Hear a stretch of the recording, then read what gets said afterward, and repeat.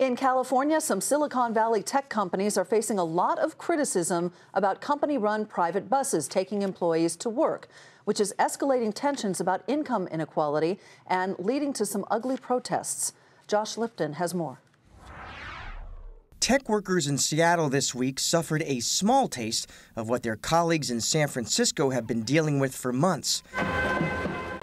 Anger from activists protesting gentrification. Mass protesters reportedly holding a banner reading "Gentrification stops here" stood in front of a Microsoft shuttle, preventing it from moving. Similar demonstrations have been going on in San Francisco. Protesters are targeting the private buses operated by Google and other tech companies, which shuttle workers from bus stops to their offices. The protesters say that they're not just angry about the buses, but broader issues of gentrification and income inequality.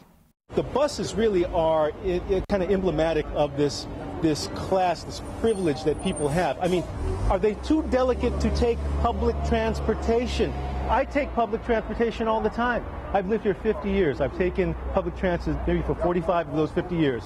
I've turned out just fine. As well-paid tech workers move to San Francisco, the cost of living in the city has skyrocketed. Home prices and rents have soared 15% and 13% respectively in the last year alone. Many long-term residents of the city have also been forced out of their homes. Evictions are up 40% in the last 3 years. The business community counters that the protesters represent a small but vocal minority. They acknowledge that home prices are surging, but they blame the increase on a lack of housing inventory.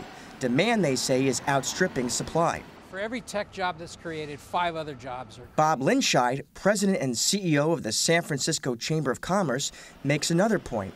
Tech is a job multiplier, he says, meaning that every well-paid engineer is supporting restaurants, retailers, and personal services. So taxi drivers, people working in restaurants, people working in hotels, those are all the jobs that are being created, which primarily are taken up by San Franciscans. And so if you want to solve the problem of underemployment or unemployment, you hire more tech jobs, those create all the other ones. San Francisco is booming, which is deepening the divide between the haves and the have-nots. The question is whether there's enough common ground between the two to ease tensions. Josh Lipton, Nightly Business Report, San Francisco.